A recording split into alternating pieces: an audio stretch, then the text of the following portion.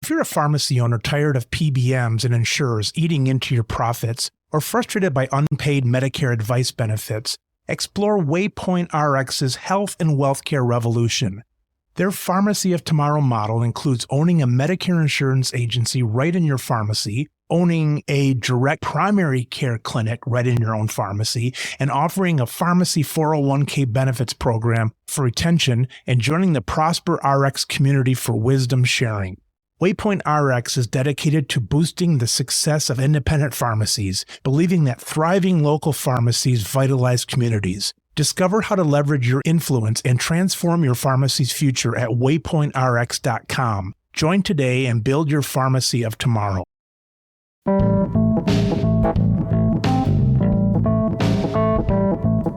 Welcome to the Business of Pharmacy podcast, where we explore the business of pharmacy through candid, in-depth conversations with the industry's top leaders. Every Monday, tune in for insights and stories you won't find anywhere else. I'm your host, Mike Koelzer.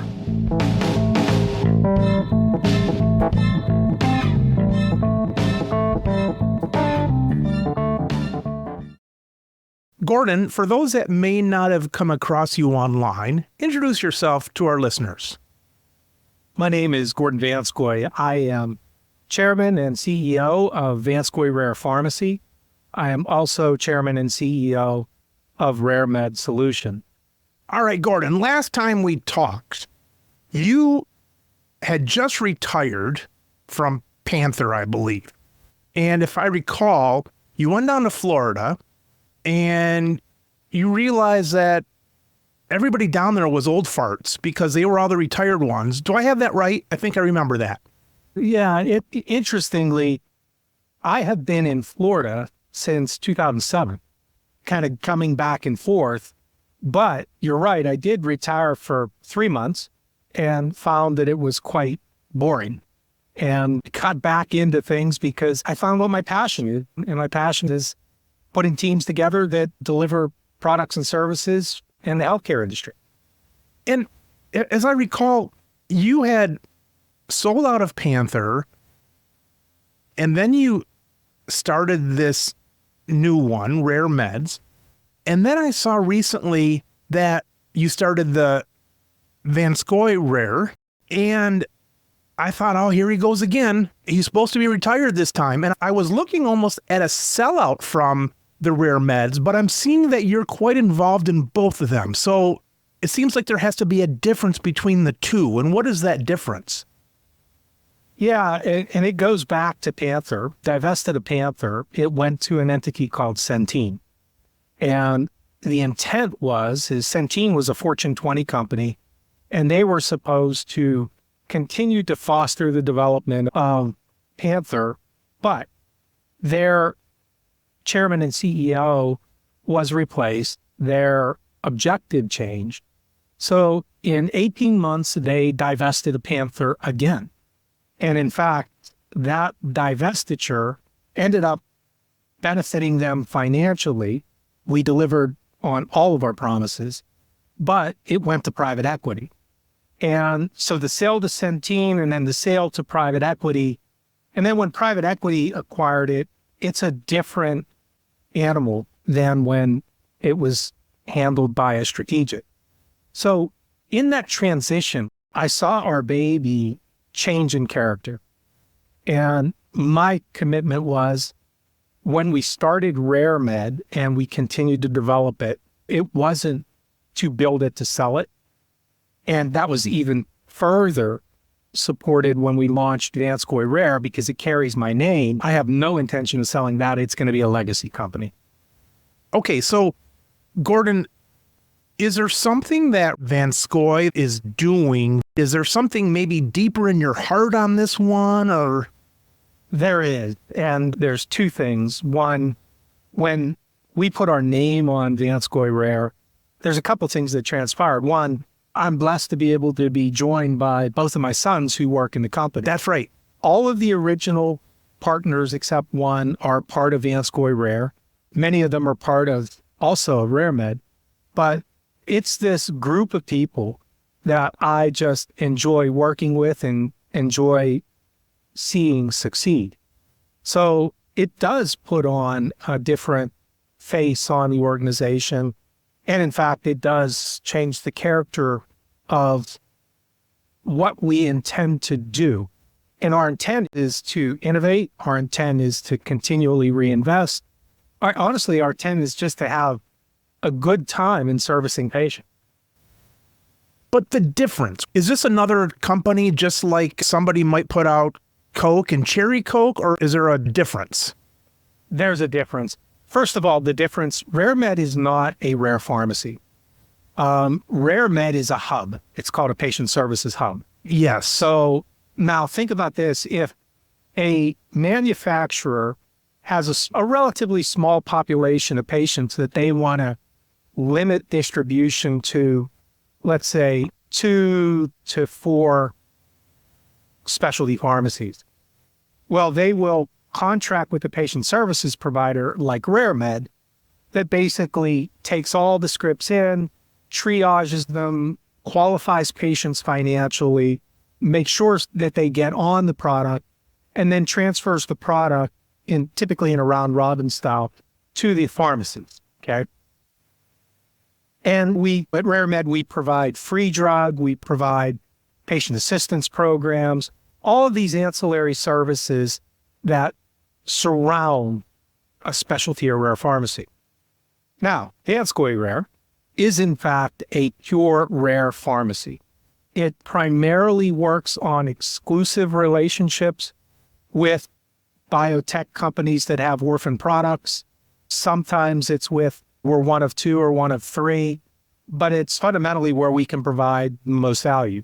So it is very possible that a manufacturer, if we're in a small network, will work with RareMed and Vanscoy Rare. And then what's the difference between Panther and Vanscoy Rare? The difference between Panther and Vanscoy Rare is Panther right now is private equity owned. Vanscoy Rare is independent. And I can't speak for Panther. I love the ladies and gentlemen over there, and they do a wonderful job, and there's plenty of opportunity for everybody. But Vanscoy Rare, we have been investing tons of money into technology, and we're going to have 2 locations, both Pittsburgh as well as Orlando. And we have the support of the folks who were part of the original organization who are now part of RareMed and part of Pittsburgh. Did RareMed fill a hole that Panther didn't have? What we're talking about, it was that kind of clearinghouse more.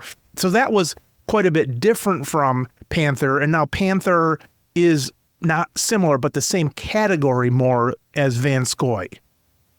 Correct. Gotcha. Panther and Vanscoy are in similar categories. RareMed, there was no rare patient hub entity. So that was a unique entity. And it was an interesting story because one of our partners at Panther, who I just got off the phone with literally an hour ago, basically we were one of 3 rare pharmacies in the network. And the CEO called me and he said, the weakest link in servicing our patients is our hub provider. And he said, if you would build something that had the same quality and technology, we would send all of our patients there. And in fact, that's how RareMed was born. Gotcha. All right. So when did it dawn on you to do this Vanscoy, Gordon? I know we talked about your sons in that last time. Has this always sort of been in your back pocket, or did something tickle you to do it? No. And if you think about it, Mike, because I was under a non-compete with Centene, okay, now a second transaction to private equity, we ended up negotiating our release from a non-compete, thus opening the window, the opportunity.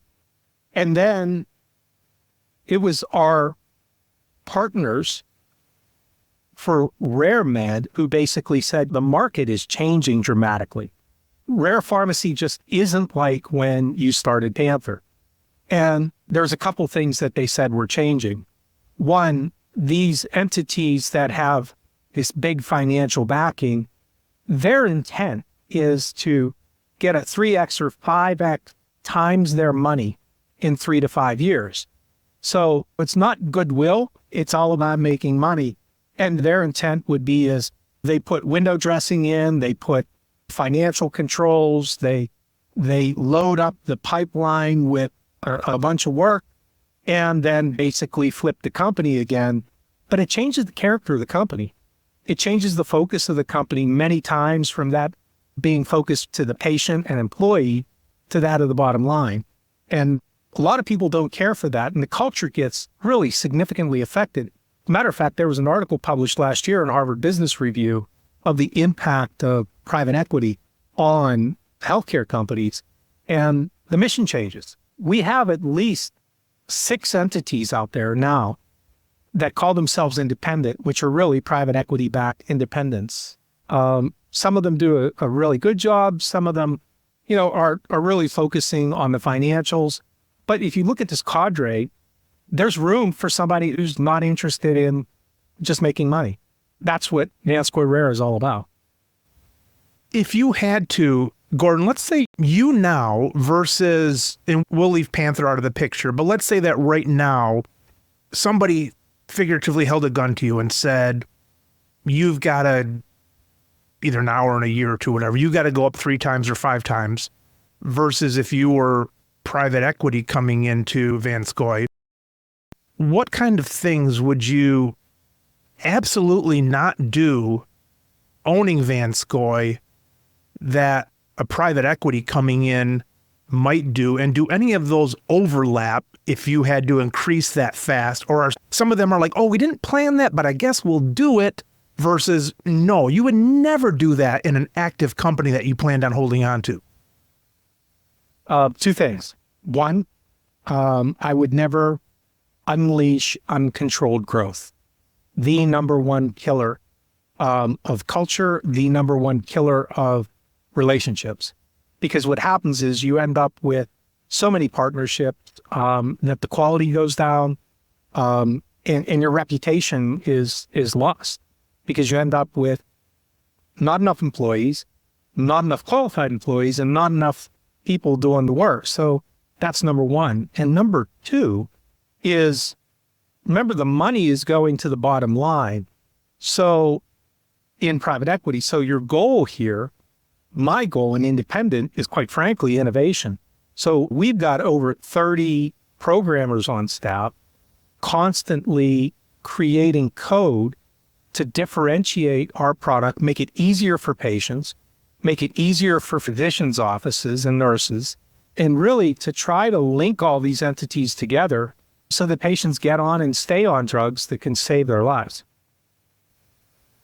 You talked about the non-compete. Is it common for a non-compete to get renegotiated when a second or a different investor comes in, or is that all across the board? I mean, I imagine your non-compete is not only there with the original investor. How does that work out in your case where you had other people came into Panther to buy them and so on?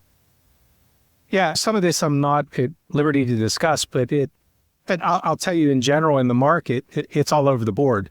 Sometimes it's part of a interwoven agreement. Sometimes company A doesn't care, company B does, because it was just part of the deal. But fundamentally, I know we had a really good relationship with Centene, and we exceeded their expectations on a sale. That company sold for well over double of what they paid for it when we sold it to them. So they were happy and we had a good relationship. So they were very integritous, allowed us to do what we do. Have you ever heard stories, not in your case, have you ever heard stories of non-competes that somebody didn't plan well enough? Like they thought they were protected, but the man or woman got out and did something that they just didn't cover it in the contract. Yeah, it's one where we firmly believe in honoring whatever we sign, and 2, ensuring that the lawyers that we get to write that legalese, it is as black and white that you are released that you will possibly find. There is no discretion whatsoever. And it's interesting because time transpires also, and it's been a while. I think we sold the company 4 years ago now. So time would have been ticking anyway. But it's a circumstance where, as you're aware, the FTC is now looking at non-compete. I was going to ask you that. Yeah. Yeah. And non-competes, our understanding, this is all taking place, I believe it's in August or September, still can be held up for the senior most executives or somebody that has a stake in the game. But it's just been abused before when the rank and file sign these intimidating documents, they're threatened. And in fact, now they may be unenforceable. Yeah. And let's see, the non-compete would, I'm trying to think, I guess most of those are signed at the time of gaining the employment for some people. Right. And when you're holding a signing bonus and someone's future in front of them and they think everything is copacetic and this and that, they're not reading that as closely as they could or should when the time comes in those cases. Right. And I think what the courts are looking at right now is the value of it.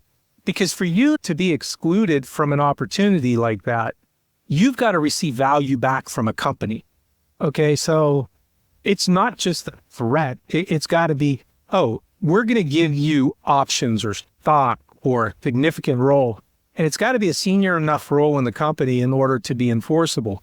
So again, there's going to be a lot of people that have found independence. We believe that's going to occur this fall.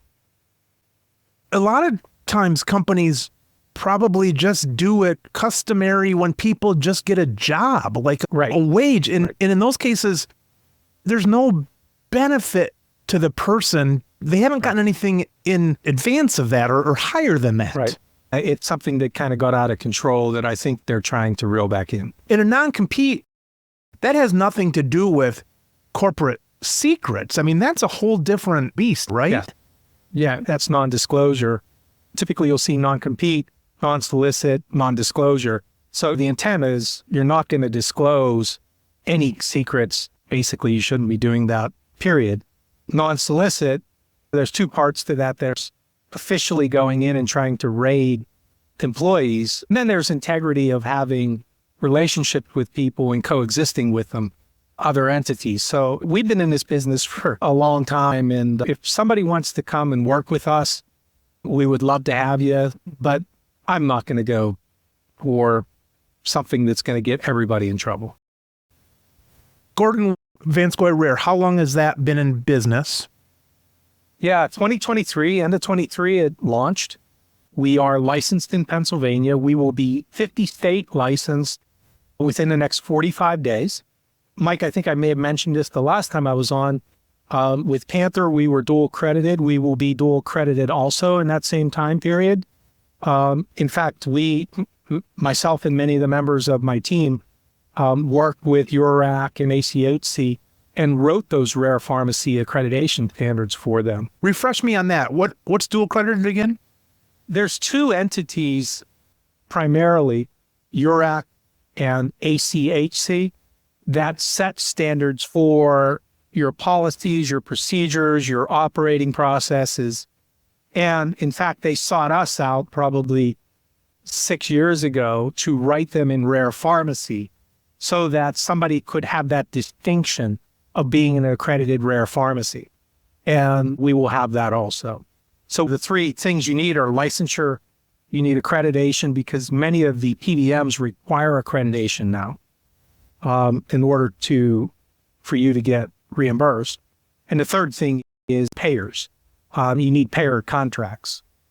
And so once you have that components going, then you basically can say you're open for business. And what does getting licensing in all the states entail? I know this sounds too simple, but a pharmacist in your organization has to pass the boards there, or is it your company that gets licensed? What is that? Yeah, one of your pharmacists have to, it depends. Every state's very different, but some states you have to literally fly there and take a board. Somebody that works for your company? Yep. And that's absolutely. It. It's not one of the owners or anything. No, it can be any pharmacist, but for that state, they're the pick. the pharmacist in charge. So they would be the entity. And we always have redundancy. So let's say that employee or that owner or whatever, something happens, then you always have to have somebody else to step in just in case something happens. How many pharmacists do you spread that out over? Typically about 12. We try to have half of them being owners and half being just pharmacist employees. It's always good to have owners because they have skin in the game. They're typically not going anywhere. And you want pharmacists, people who aren't owners, to keep an eye on the shop too, because sometimes they're a little more, I hate to say, even diligent, more diligent. Yeah, right. And sometimes, not that you need it at all, but if you've got to present yourself, I imagine, to a board or something like that, there's value to say, look, this person is part owner and they really care, but it's also good to say, look, we've got eyes that couldn't care less. They're not going to go along with something just to go along with it. So it's probably good to show both of those. Yes, absolutely. All right. So Gordon, what's the size, about how many employees, and how roughly are they divided? We have so many pharmacists, so many programmers, and so on. Yeah, the programmers are actually in a separate company called RarePath. And RarePath is a company that I started that supports both RareMed and Vanscoy Rare. So we've got this technology entity that's supporting both. There's just shy right now of 30 employees in Vanscoy Rare. We're right at 12 pharmacists. The rest are our technical or administrative support people on the Vanscoy Rare side. And if you contrast that entity that's growing, we already have 2 signed exclusive agreements that'll launch at the very beginning of 2025, end of 24. So those are inked. So that will begin the process. From now till then, we'll be recruiting and adding people. But if you contrast that organization to RareMed right now, RareMed has almost 800 employees right now. Wow. And who's the real person in charge of that?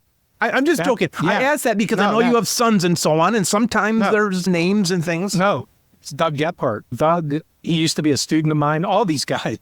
Was Doug the one that came to you and encouraged you to invest? I think a group of your students, they had done well on a project with you, and they're like, hey, come on, let's join this. Yeah, Doug was not part of that original group.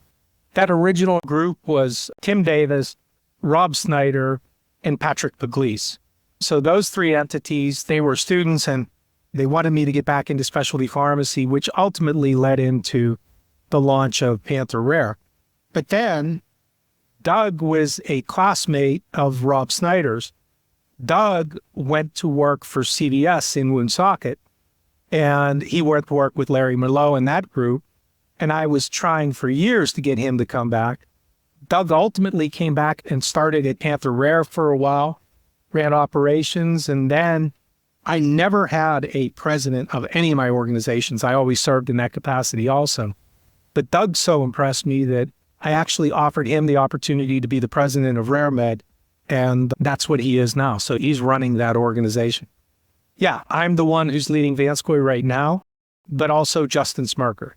Justin came over from, again, a former student who went Panther, used to be a fellow, actually a master's student, Master's of Pharmacy Business Administration at Pitt.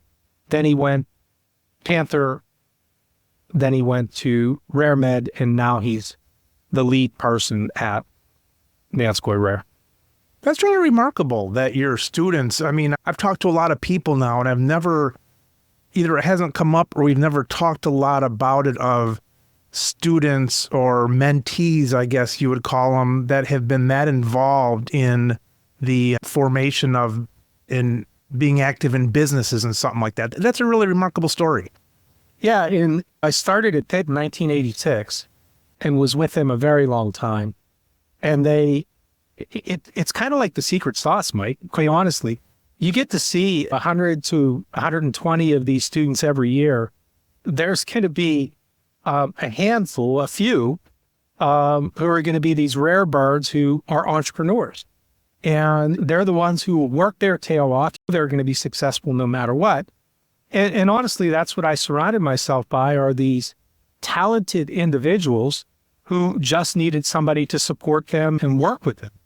And that's what happened with my organizations. And many of them are still with me today. Because what was your role at Pitt again? I was Associate Dean for Business Innovation. Towards the end, probably the last 10 years, I ran their Master's of Pharmacy Business Administration. It was a joint program between the business school and the pharmacy school.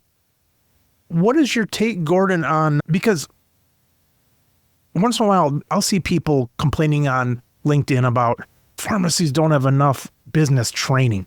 Sometimes they don't have real world to show what sometimes the unfortunate demise is of some people that go into certain stores or areas and they haven't been taught the reality of what's out there. But also, I think business as in administration, entrepreneurship, and things like that. And I'm always sort of interested in saying, oh, well, boy, the podcast, I'd like to get in front of a lot of these deans and stuff, and even some interaction with these students and things like that would be fun.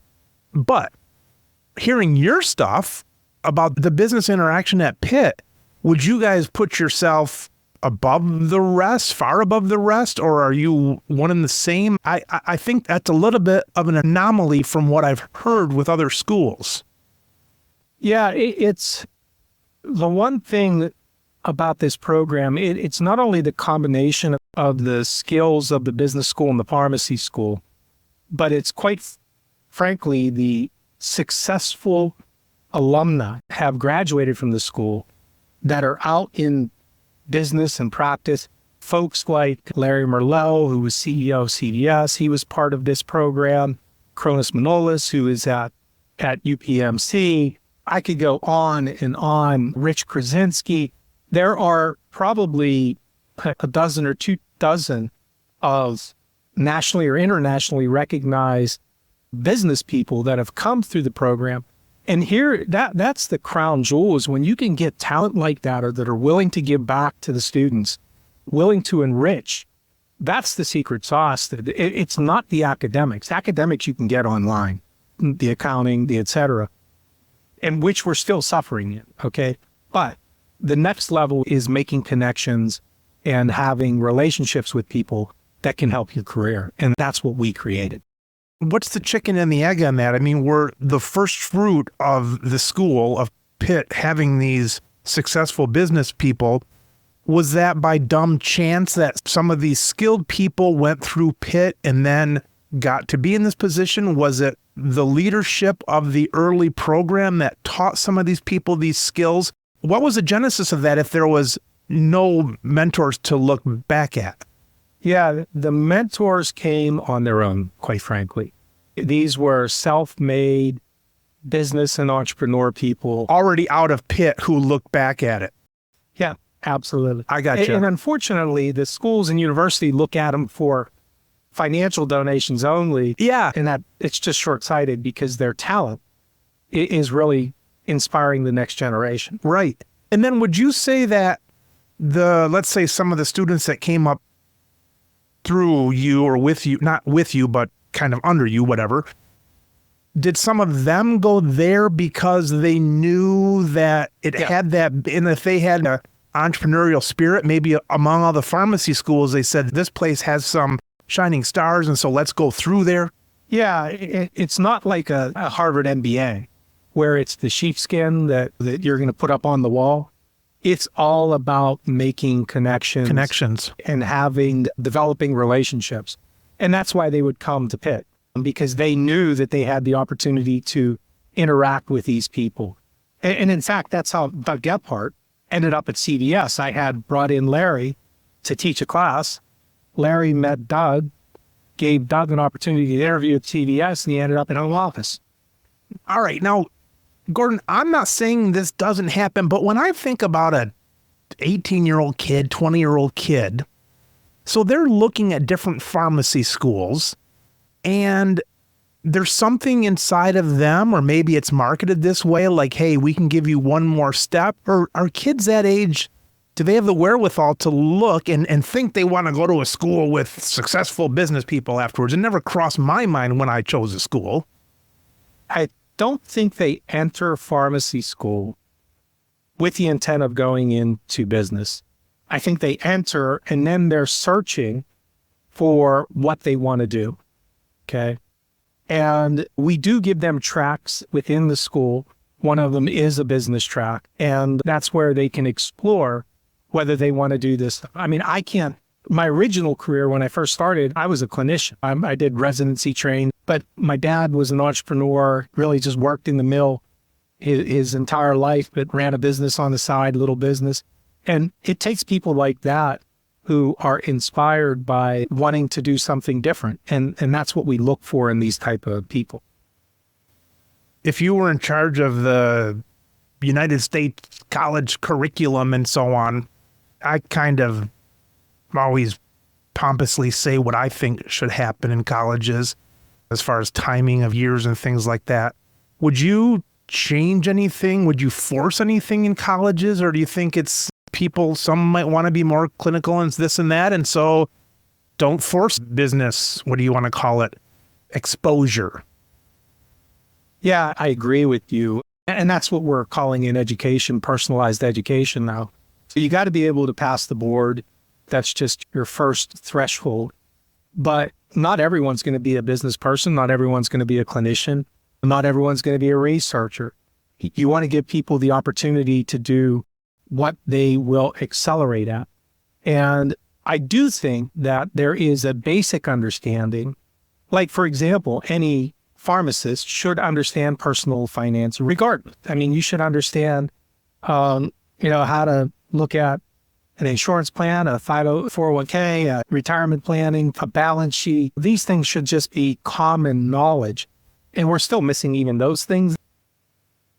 Gordon, what's your thought on, not so much the curriculum, but what's your thought on the pharmacy colleges as far as you hear about some of them not requiring a test? I think that's maybe to let more people in. And what did I see? I saw something that said back in my day, like 20% of the enrollees got in, and now it's like 80 or 90 or something like that. What's your thought on all that?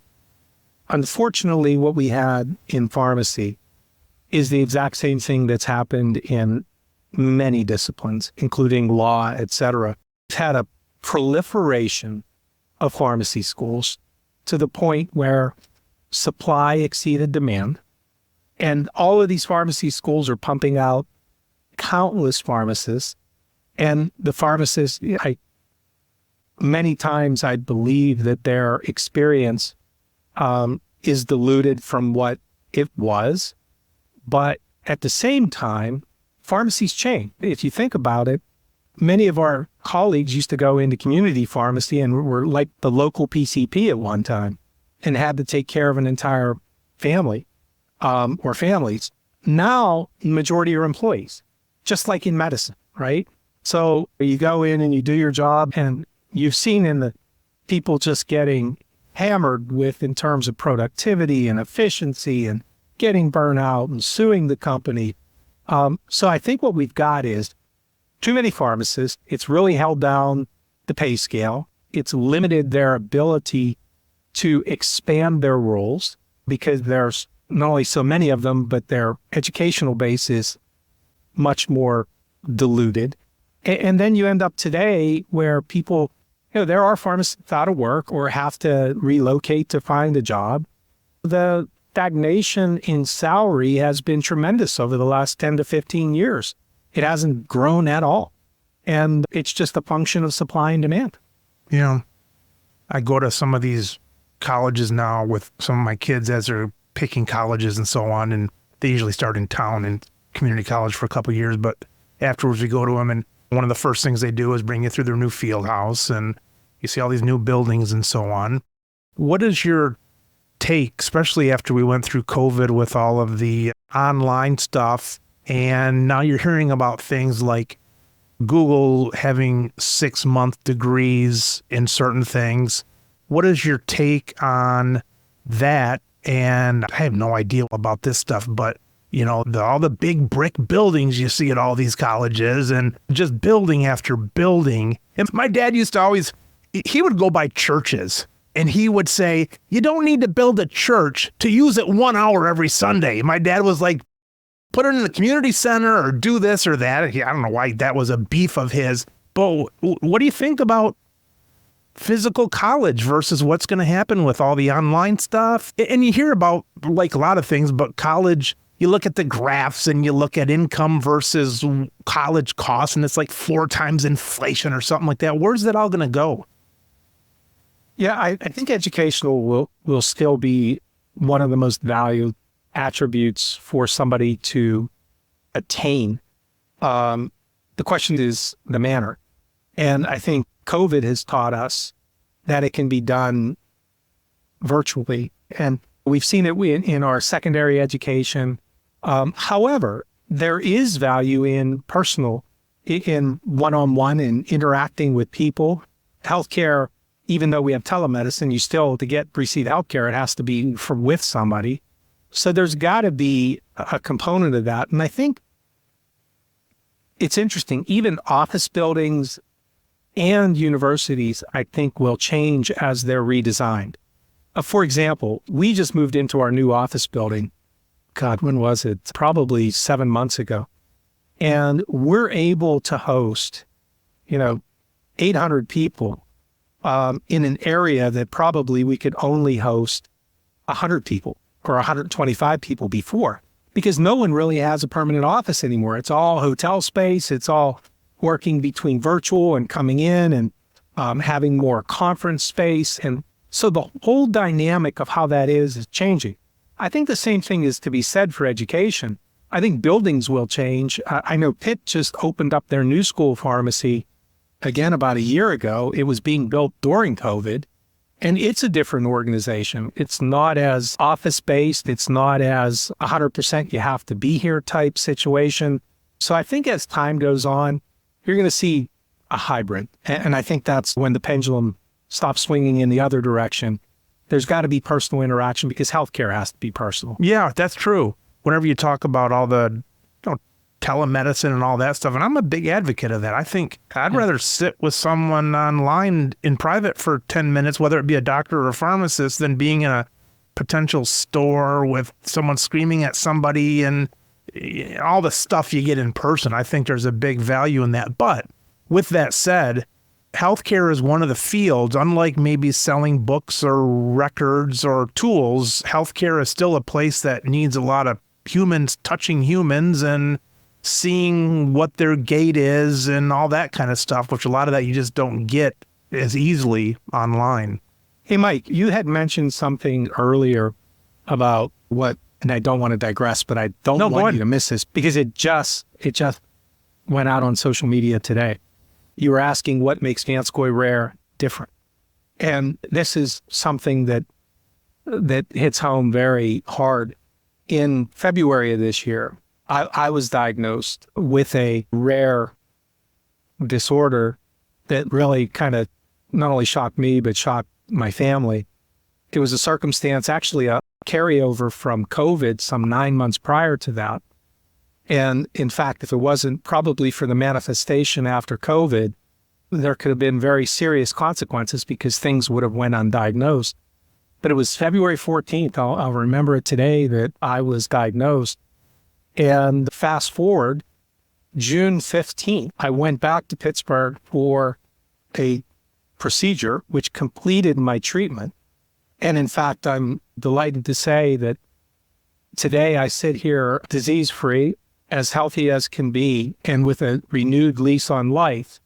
But what it did do is it caused me to go through everything my patients go through, from symptomatology, looking for a diagnosis, going to centers of excellence, being misdiagnosed, being appropriately diagnosed, going through batteries of testing and genetic testing and getting insurance claims denied and having to get prior authorizations for medications and going to treatment centers and going to surgery and dealing with that circumstance and being discharged and dealing with case managers, nothing sensitizes you to your patient's plight like being one of them. And in fact, fortunately, I came out the other end, but keep in mind, this is all during the building of Vanscoy Rare. And it was all about turning a serious health situation into a blessing. And like I said today, I couldn't be happier than I am and healthier. Thank you. Wow. Gordon, where would you have been 10 years ago with this same diagnosis? It would have been very challenging. Healthcare has changed so much. Genetic testing, targeting genetic markers, half of the drugs that are in the FDA pipeline are targeted towards orphan conditions, rare conditions, and it's all because of financial support for these small companies to do this research. But remember, it wasn't until really 2015, 10 years ago, that we started seeing the onslaught of these newer, more advanced products. They're not cheap. It's funny, I go in and I speak as a patient. I'm talking to a counselor and they're telling me the price of these drugs. And as a patient, you're like, I know it on the provider side, but as a patient, you're like, it's just amazing. But on the other hand, they do have financial support situations if your insurance doesn't pay for it. And fortunately, it all worked out. And that's one of the things today that changed Vanscoy Rare is we lived it. Well, congratulations. I'm glad everything went well on that.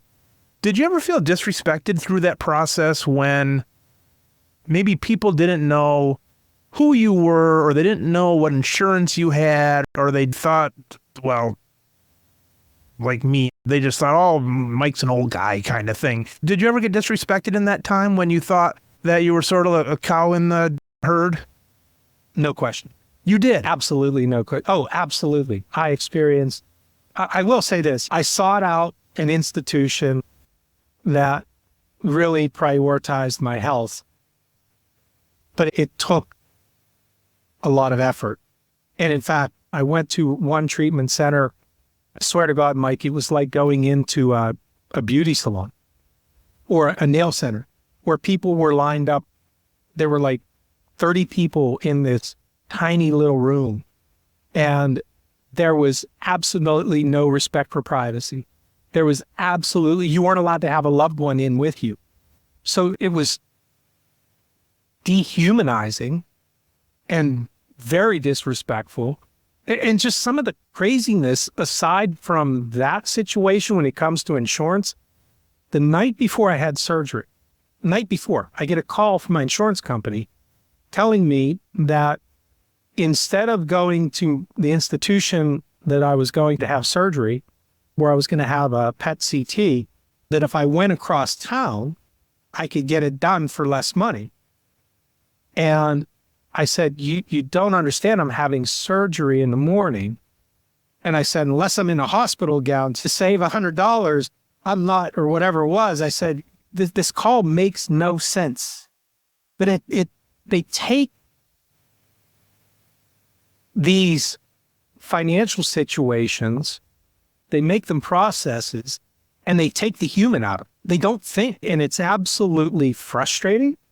And when you get denials for things that just don't make any sense, and the effort you have to go to try to get it reversed is just amazing. And you know the healthcare world. I know the healthcare world a bit. Imagine the poor people who really don't know. Absolutely. And don't know how or where or when to persevere. They go bankrupt. Oh, I had to get some medicine, I think for a migraine or something I had years ago. I used to get headaches more. And I got a reject back. It said, medicine denied. I thought, oh, well, okay, I guess I don't get this headache medicine. Yeah. Like a month later, I go to the doctor's office and they're like, well, did you start this? I'm like, no, it was denied. And I'm in the business. They're like, well, but did you get a second and a third denial? That's what you have to get. I didn't know that. I'm in the damn business. Yeah. Gordon, what was the most difficult emotion to deal with while you had this challenge? Was it anxiety, depression, anger? What was the most difficult emotion? It was related to the unknown, dealing with the unknown. I'm the type of person that if I, regardless of what it is, if I understand what my options are, I can manage that a little better. These patients are dealing with this black box in front of them without understanding what is my future, what are my choices, how is this going to impact my family? Okay, and I agree that creates a cadre of emotions, including anything from anxiety to feeling like you lack control of your life. So I would say the fear of the unknown, because as time progressed and things became clearer as you got more and more information, regardless of whether it was good or bad, because I'm telling you that probably the 70% of that journey, I got bad news around every corner. At least it allowed me to figure out what my next step would be in order to try to address it. When people go to the hospital, and this is what I really empathize with, and they can't get a CT for 3 months, or you can't get in to see a specialist for 6 months or a year, that is living hell. Absolutely.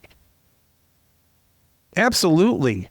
You have a lot of things going on. You have the unknown, you have a clock ticking, you got a lot of stuff going on. Absolutely. And here's the part I hate about all this, Gordon. And it's the same, I guess, with going to a funeral home after your loved one died to figure stuff out. It's like, it's hard enough to deal with insurance companies and things when you're at the top of your game and you're pissed about something, and that's all that you're dealing with is just being pissed at the insurance company or whatever. But to go through that at your lowest and have to make sense out of it, you're dealing with emotions you never felt before at that level. And now you got to deal with someone, and it's like every time you turn around, their simple no might feel like a death sentence to somebody. And it's, well, back on your company, I'm not glad you went through this, but what a gift, as you're saying, to your company. What specific things did you learn from this besides just being empathetic? Is there any specific things you learned from this that you might change at your company or think, let's institute this because of what you went through? Yeah, it's all about when you make decisions, it's got to be for the patient, involve the family, because the family becomes, the person is just one victim in this scenario because the whole family is devastated. Sure. Sometimes it's even harder for the person looking in, as you and I know. You'd almost rather break your own arm than watch your child have a broken arm. Absolutely. So I think the things that we will reinforce and continue to focus on is, one, ensuring that every patient has the opportunity, if we're the one providing the drug or the care, that there are no barriers between us and that patient. And that includes going to organizations to find financial support for them. That include, because it's not just the drug company or the insurance company. You have these foundations that you can tap. We will do everything possible in order to do that. And I'm proud to say that to date, we've never had a situation where a patient wasn't served, but we're fully aware of patients that they hear the price, they quit calling back, or we can't reach them. We will be diligent to make sure that we are doing everything possible to get them on drug and to keep them on drug. Because a second thing that happened that I learned about this is, all these wonderful drugs, they all cause side effects. And even these incredible genetic, I ended up with one that it was a real circumstance, but it was a choice of either continuing on it or dealing with a nasty side effect. And I decided to do the latter, where some people may not have done that and the outcome may not have been the same. So none of them come without risk. And especially if you have a side effect and you don't know what's going to be for the rest of your life or it's going to be for a week, those are important conversations to know how long you have to put up with something. And that's where pharmacists can come into play, because you go on the internet, you'll find every answer possible. But even I, at that time, natural reaction. You go online, you just start searching. You'll go to a site that you trust. But how many of our patients go to sites and get dissuaded or are misinformed? And that's one of the commitments that we need to make, is not only get them on and keep them on, but keep them informed appropriately. I had a couple times my own family, I won't say who it was, but this person was like over there with like a tear in their eye. I'm like, what's going on? They said, I think I'm dying. You're dying. Yeah. It's like, well, I read these 4 symptoms. I'm like, you're not dying. I see that every day. Of course, they're not going to ask me because I'm just the old dad. I don't know what's going on. Boy, that's really something. That's really something, Gordon, for you to go through that like that and have that as your company. All right, I got to ask you, now that we're talking about nasty diseases and stuff, it'd be a good time to bring up the PBM topic again. So refresh me, Gordon. What's your relationship with the PBMs? Do you deal with them? Are they a pain in the ass? Is it easier? Is it harder than average? What's your relationship with them? They're unfortunately a necessary evil for us to deal with. They're a business. They aren't necessarily a transparent business. They really, honestly and truly, do not have the patient's best interest in mind in most of the circumstances that we deal with. However, I will say this, there hasn't been a single circumstance where we haven't been able to work with them in these rare conditions to get a patient on drug. I think the risk to them is too high. It would be too much of a public scenario if they denied somebody appropriate care. So we've been able to coexist. We are a client of theirs because they reimburse us. I will tell you this, it's that segment of our business that continues to get more and more challenging. As I think about it, and believe it or not, even though I've worked with these guys for PBM since the early 80s and deal with it here, it seems like I'm just starting to realize who pays whom. It's so damn cloudy. But it's really no sweat off their back, because if they cover something, it's really the plan sponsor or the corporation that is hiring the PBM. They're buying it. The PBM's not paying for it. So it seems like as long as they get the go-ahead from the corporation, I'm just going to Nike or something like that, that they're okay with it. What am I missing in that equation? And maybe it's a reimbursement thing. What am I missing in that equation where the PBM even gives a rat's ass about giving it or not? In other words, they'd give it no problem because someone else is paying for it.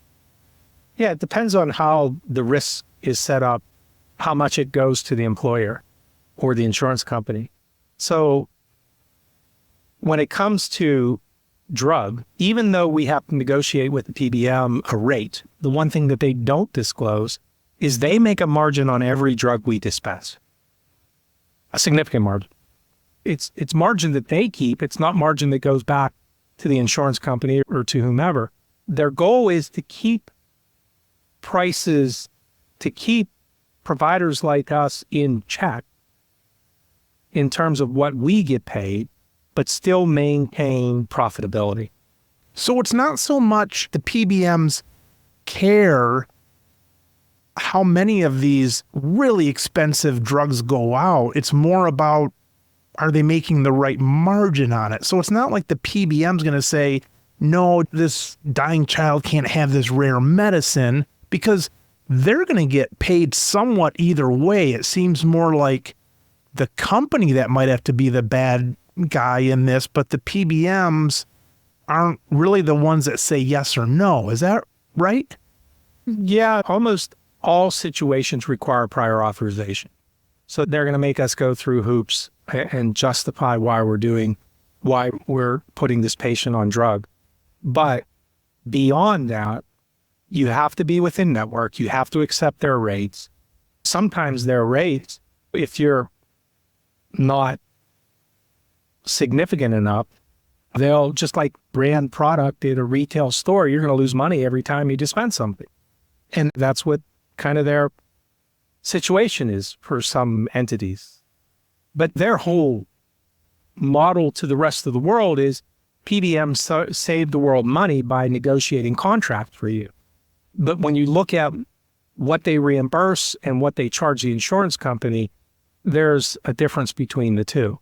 And you just have to be aware of that and aware of the fact that, you know what, my goal here is to try to get the best I can. You have to know what the industry standards are, and you're unlikely going to get more. If you're not careful, you'll get less. So you just got to stay in business in order to survive for tomorrow. It seems like once a company has, I don't know a better way to say it, stock or an outside ownership or something like that, it seems like some of the internal moral decisions go away. Like I've heard it said, like, everybody in company is good. It's just that it's hard to change, hard to turn the Titanic and things like that. And people have said, if you talk to the average PBM person, they all are good people, and it's just the corporation that's going in a certain direction. And they're not going to agree they're bad anyways. But if you had a company that was arguably a bad company, you can't always say everybody's in it good, but it's going the wrong direction. Someone, it seems, has to take responsibility for that. But I know what they mean. I mean, in my company, I feel like it's easier for me to go down 3 levels and tell, I try not to do it too much, but tell this person to tell this person to tell this person to tell the customer this, than me going out myself and doing it. It's just a further thing, but it just seems like, there's a divide between what an individual might feel in a company versus a corporation, and it seems like a cop-out a lot of times. Yeah, and it's why I've never been part, personally, of a larger corporation. Some people thrive. They enjoy managing the bureaucracy. Let's put it that way. Yep. It's kind of like functioning in academia, quite frankly, because very little gets done. It's kind of amazing. But in my company... Wait, things don't get done at colleges? Is that what you're saying?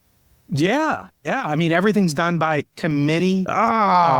It's just a very bureaucratic environment. But in my company, my friends call me a benevolent dictator at times because I try to make decisions. That's the one thing I will do, is make decisions. But I make decisions that are in the best interest of the company, and not that just the company, but of the workforce, of our patients, of our partners. And I don't think big companies are used to the nimbleness that occurs from entities like Vanscoy Rare. I mean, we can turn on a dime. It's not a function of excuses. Accountability stops one place, and it stops with me. If one of my employees do something, I remember once when I was at Panther, and there was a product that was hundreds of thousands of dollars inadvertently thrown out. One box. It was in short supply too. Made it even more stickier. I'm the one on the phone with the manufacturer, apologizing, explaining what happened, explaining why it wouldn't happen again. And I'm the one who basically said, this is going to come out of the owners, and that's it. Did we fire the person? Absolutely not. The person, it was the first mistake they had made. But when people realized that this little box or this whatever they're doing had such a magnitude, suddenly they became aware again, and we never had it happen again. I think back to my dad. This is when when we even saw salespeople, either of the wholesaler or of manufacturers. And he told me, I don't know if this is true or not. My dad would tell me things, and I think part of them were jokes, but he had a bottle of, let's say, brand name Augmentin or something like that. They mixed by mistake, and now it's, 18 days old. And he would say, when the sales guy came in, he would say, yeah, the customer returned this. They said they saw a spider leg in it. And the guy would jump over the counter to grab it out of his hands before he did it. And I don't know if that was true or not. Gordon, what in your company now, don't give me solid numbers and don't give me mission statements. What metrics are good for you? Is it getting new manufacturers who choose you to do this or that? What kind of things are your salespeople promoting your business, and what means success for you? Who's the customer, I guess? Our motive is if you have happy patients, that is promoted by great employees. And to have great employees and a great culture, you need to have a robust enough business to keep them motivated and engaged through good partnerships. Okay. So that's it. So think about it. On Vanscoy Rare, our partner, our client is twofold. One is the biopharma, who gives us the opportunity for exclusive or semi-exclusive relationships. So where we can get the drug. And the other partner is going to be, the other customer will be the insurance company who pays us. So the patient is indirect in all of this, but paramount. Gotcha. So right. that's on the Vanscoy Rare. Okay. So a measure of success to the private equity entity, it would be number of contracts. And the financials, it is all about having clients, having these biopharma partners who are thrilled of how we're taking care of their patient. Okay. And if you have that going on, think about this market. We have these small biotech companies emerging, and you end up with these leaders within these companies who are there typically 5 to 7 years. They're successful, they get promoted, they go to another company. Our reputation then follows them. We then work with that company. They then go to the next company. And each one of these companies, they now launch more than one product. They'll launch 2 products, 3 products, 4 products, 5 products. So it just proliferates based upon reputation and your ability to deliver. Our one metric that we stand on all the time is an external measurement of patient satisfaction. And they use patient satisfaction scores, and it's done by Zitter and MIT. We used to dominate on the Panther side. At the end of 2023, we reclaimed that number 1 position at RareMed. Our patient satisfaction was at 98%. And again, this is external measure, and they do these, how likely would you recommend entity to a loved one or whatever. And my goal with Vanscoy Rare, as we ramp up, will be to be number 1 in that market again. Because if the biopharma sees patients love you, they're going to want to work with you. And that dynamic just requires having a team on board who can deliver on your promises. Yeah, that makes sense. If they know the customer loves you, it makes everybody's job a hell of a lot easier. Oh, yeah. Because problems spread and that kind of stuff. Well, golly, Gordon, fun talking to you again. I enjoy our conversations because you answer. It's a great answer. It doesn't draw on, and it keeps me on my toes. And it's a fascinating conversation. I know you're a busy guy, Gordon. Thanks for your time. It was such a pleasure talking to you again. Mike, it was an absolute pleasure again. The world's changed so much since the last time I talked to you. But now we're out of COVID and things are looking bright for everybody. And the circumstance today where pharmacy continues to evolve and you continue to have your finger on the pulse of it. As a listener, I appreciate everything you do out there. Thank you so much for your podcast. All right, Gordon. Look forward to talking again soon. Take care, man. Thank you. Bye. You've been listening to the Business of Pharmacy podcast with me, your host, Mike Koelzer. Please subscribe for all future episodes.